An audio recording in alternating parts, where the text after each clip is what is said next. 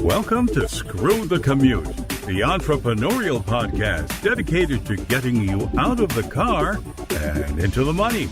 With your host, lifelong entrepreneur and multimillionaire, Tom Antion. Hey everybody, it's Tom here with episode 719 of Screw the Commute podcast. Today I'm going to talk to you about a dozen marketing tools that myself and my staff uses all the time. So that's what we're going to get into today. Hope you didn't miss episode 718. That was Helen Polisi. Oh my God, she's got 100 million views on her content, 765,000 followers just on TikTok, and she is a hoot. So she gave us some tips on TikTok, and really cool lady. And of course, anytime you want to get to a back episode, you go to screwthecommute.com/ and then the episode number. She was 718. Make sure you follow me on TikTok at Digital Multimillionaire, and also pick up a copy of our automation ebook at screwthecommute.com/automate free. You will thank me. All right, let's get into a dozen marketing tools that we use all the time. First, and websites and stuff too. First is search engine news. These aren't in any particular order. I've been subscribing to this for, I think, 22, 23 years. This is where I get all my high-level search engine stuff, but they have more than that. They have all kinds of tips on pay-per-click advertising and how to move domain names, and just, they're the gold standard that everybody else copies. That's search engine news. Next is ahrefs.com, ahrefs.com/backlink-checker. This is a place you can go. See, if you're going to bother with SEO at all, and I don't bother with it too much anymore other than the basics, because the reason is you could kill yourself for 6-8 months and then get a little bit of success, and then Google changes something and you disappear off the face of the earth. All right. So we only do the basics that are the long-term things that are necessary so you don't shoot yourself in the foot and make Google mad. So that's a bunch of basics that we have covered in other episodes, but this is specifically talking about backlinks. See, if Google kind of knows all, sees all, and it sees what websites are linking to you. And so the higher quality of site that links to you, Google thinks that you must be a higher quality site and raises you up in their search rankings.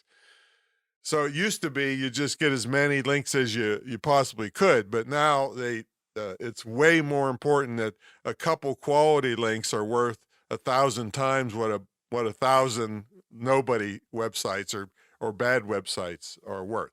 So this will let you check who's linking to you. You can put your competitors in there, see who's linking to them, and maybe they'll link to you if you contact them, that kind of stuff. Okay, another one I harp on all the time is Shortkeys for the PC or Keyboard Maestro for the Mac. This is a macro program which allows you to type in large amounts of text with just hitting a couple keystrokes. So what you do with this is anytime you get regular questions all the time, instead of going and finding the answer and copying, pasting, or retyping it in, which is just ridiculous, you just put it in this one of these programs and hit a couple keystrokes, and it types the whole thing in for you. So that's I've been using that for well over 20 years. All right, let's see. Next is Amazon S3. Amazon S3 is a really super dirt cheap, super high quality hosting service for big files. One of the main things we use it for, besides backups of certain things, is we put giant video files on there, because if you try to put a giant video file on your own website on relatively cheap shared hosting, you're going to crash the site. It's probably not going to play well. You might get a big bill for overages from bandwidth and stuff like that. So I mean, I think my bill for the past 2 months was like $18 for all the hundreds and hundreds of things I have going. So really dirt cheap, Amazon S3. Now there's another one. I don't use this personally, but my video guy uses it, called Kapwing. It sounds funny. Kapwing. It's It's a real simple video editor and meme generator, and I know he uses it for a lot of our stuff, even though he's highly qualified to use the fancy stuff. For some things, this is much easier. So check it out at kapwing.com. All right, next is repurpose.io. Now, this is another one that I don't personally use, but my video guy uses it, where he takes stuff that I have and it ships it all to all other places like Twitter and Facebook and Pinterest. And, it'll take one piece of content and send it to a bunch of different places for me. So that's very handy. Okay. Next is Roboform. I've been harping on this for well over 20 years also. This is a password, highly encrypted, military grade encryption, password generator, password keeper, safe note keeper. So you can put all your critical information in there and it's highly encrypted. And all you have to do is remember one password, which is the name of another one of these password things. So I use Roboform. One password is one that I think a lot of Mac people use. So that's it's just not reasonable. I mean, people pay a lot of money to talk to me, and then I'm sitting there for 20 minutes and they can't find their passwords to get into something they want to show me. Right? So, and this will generate all kinds of crazy passwords, and it has one-click logins, which means if you want to go to eBay and you haven't been there for a year, you click the button and it goes to the login page, puts your user ID and password in, and logs you in. All right, so, and one form of it that I used to carry when I traveled a lot, I had it on a thumb drive. I could go to a kiosk at some foreign country and not have to type in things because they have, keystroke analyzers that can catch your passwords and everything. So with this, I plugged it in. I went to the sites I need to go to. When I pulled it out, it erased itself like it was never there. So very cool. Roboform. Okay, a teleprompter app is very handy, and there's loads of them, and some are free, some are paid for your cell phone. So this is they have them for the desktops and laptops and everything else, and we have ones where we put it on an iPad and we put it over on our big camera in our studio and do that. So it's very handy if you have things that have to be said and you don't want to forget anything, and it allows you to look right into the camera lens instead of looking at notes. All right, so some kind of teleprompter app, really good. Okay, for photo editing, of course, my other guys can use Photoshop, but it's way too complicated for most of the stuff I do. So like lightning fast, I can make stories, for Facebook and Snapchat, and I can for quizzes. I have a quiz generator that has pictures along with each quiz question, and I can put text on them. I can resize them, everything, and it's totally for free. I don't even think you have to have an account, but it's ipicky.com, IPICCY.com. I use that every single day, totally for free, and it's lightning. Once you learn how to use it, again, I don't have to pay. I don't have to wait for somebody to do this stuff for me. It's lightning fast. And that's what I want for you all out there, is be doing stuff, instead of waiting and paying. You're getting stuff done just because you took a couple hours and learned a new program, and now you save all that money and all that time. See, when you're hiring stuff out, you always have to wait. Nobody's sitting there waiting for your one job and instantly doing it for you. All right. So it's just crazy. It's no wonder people get discouraged, because they take forever and they spend money on things that they could be doing for free.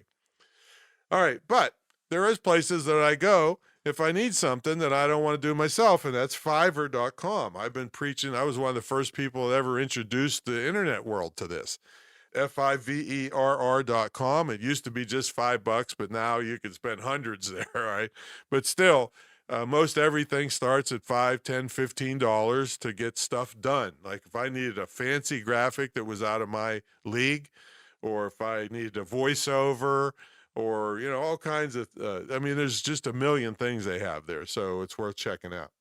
All right, another thing I keep handy is a speed test. You can, you don't really have to keep this handy. You can just go to speedtest.net, and it'll test your internet connection, both upload and download. And a lot of people don't know that if you're on cable system, the cable can be screamingly fast if nobody's on it, and can go as slow as dial-up if there's loads of people on, like certain times of the day, or if there's some big event on TV, or the Olympics are on or something.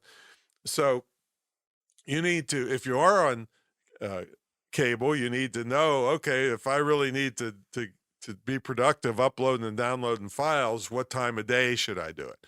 Now, it kind of sucks to have to do that. Now, I have Fios, which is fiber optics, which is, I know they're still not giving me the speed I pay for, but still it's constant all the time. And I use it in hotels too. If I go somewhere, I have this hotspot, so I check the hotel Wi-Fi first. Now, it's dangerous to be on there, so don't do anything critical on Wi-Fi in the hotel. But if it's really fast, I'll use it. If it's not, I'll do a speed test with my hotspot, and if it's faster, I'll use it. And it's safer to use if I had to do anything critical with banking or anything. So so speedtest.net, I think it'll come up like, say, Ook by Ookla or something. And all you do is hit the button, and sit there and wait, and it'll tell you your upload and download speeds. And if it's in the single digits, you're screwed. All right, you got almost dial-up speeds. I pay for gigabit, which is super fast here at the house, but I don't think I'm getting those kind of speeds. But anyway, you should know your speeds at your times of day, and if you're traveling, if it's better to use a hotspot or the hotel stuff. All right, and the last one is a VPN. That's a virtual private network. These are cheaper, free. I wouldn't bother with a free one because pretty shaky. But a VPN allows you to hide where your IP address. And there's plenty of legitimate reasons for this. I mean, there's illegitimate reasons too to do that. But for instance, if I was going to have a big event in Los Angeles and I live in Virginia Beach, well, ads that are delivered to me in Virginia Beach are going to be different than ones that are delivered to people that live in the Los Angeles area. So I want to see what's going on in Los Angeles. So I would go to my VPN, log in, and tell, hey, give me an IP address in Los Angeles. And then I'll start seeing ads for Los Angeles. And that way I can say, oh, this is the kind of stuff that works. This is where people are advertising for this kind of event and so forth. See, so, and it does help with privacy. If you're a private person, I did a thing on the Tor browser recently where if you combine that with a VPN, I don't know what episode that was, but it wasn't too long ago, then you can really hide your surfing activities. Now, none of this is 100% foolproof. So if you're going out and doing bad stuff, that's on you. All right? I'm just telling you that these things exist out there. All right, so there's a dozen things that we use all the time it's not the only stuff by any means. I could probably do another dozen in another episode. All right, but if you started using those, wow, it's going to really help your productivity and help you out. And most of it is free or super cheap to do. All right, so that's my story, and I'm sticking to it. I'll catch you all in the next episode. Go out there and use tools that help you.